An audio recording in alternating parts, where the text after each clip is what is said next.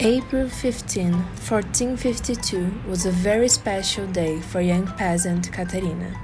She held for the first time her baby Leonardo, who had been born in a village close to Vinci, in Italy. His father, Piero, was a notary, a man who looked after documents. He was not married to Caterina, but since he was better off, Leo moved to his farm when he was still very little. At the time, people were known for the name of the birthplaces, so he was named Leonardo da Vinci. They did not have books like the ones we have now either. The books were few, very expensive, and copied by hand.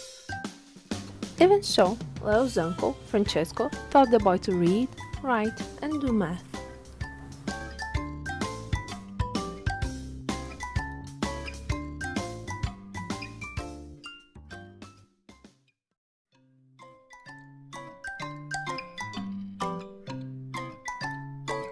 Leo was a boy who loved to make art. One time he brought home a bunch of lizards, crickets, serpents, and butterflies. Putting the shapes of these creatures together, he painted a dragon on a shield. It was the most beautiful thing. That was when his family realized that his talent was much greater than the mass in his world. He was in love with animals, especially horses and birds. He used to watch while he explored the hills for the vineyards and olive trees. When he was little, he would ask his father to buy the animals from the market, only so he could free them from their cages. Leonardo chose to be a vegetarian, which was very uncommon at the time.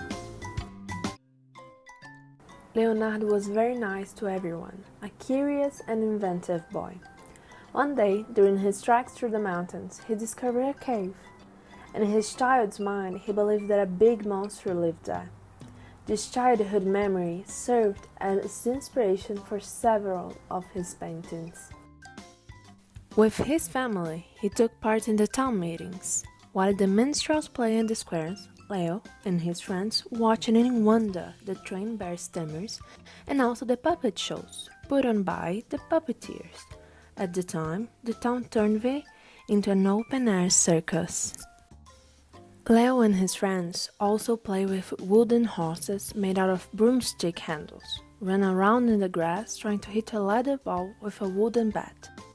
And on St. John's Day, together with the adults, they all like to skip over the bonfires, then adorn and warm up the festival nights. He really enjoyed the music the people from the nearby castles made with the flutes, sitars, harps, and lutes, which were the most popular instruments at the time. Still a child, he learned by himself, like many other things, how to play the lyre and the bass drum, and soon afterwards he was already creating his own songs. Leo's mind was restless. It simmered with many ideas he jotted down to small notebooks, which still exist in museums, and wrote backwards. And then, Leo made several sketches for paintings, sculptures, and even flying machines. Leonardo's father noticed all of his talents and encouraged his skills. When he was a bit grown, his father gathered some of his works and showed them to Andrea de Verrocchio, a great artist from Florence. He became an apprentice at the workshop, but was so talented with the brushes that he soon surpassed his teacher. Leonardo became the author of the famous paintings Mona Lisa and The Last Supper. He was also a musician, architect, sculptor, scientist, and inventor. His discoveries were the precursors of the several creations that would only happen centuries later, including the parachute, the hang glider, swing bridges, lighters, and the bicycles.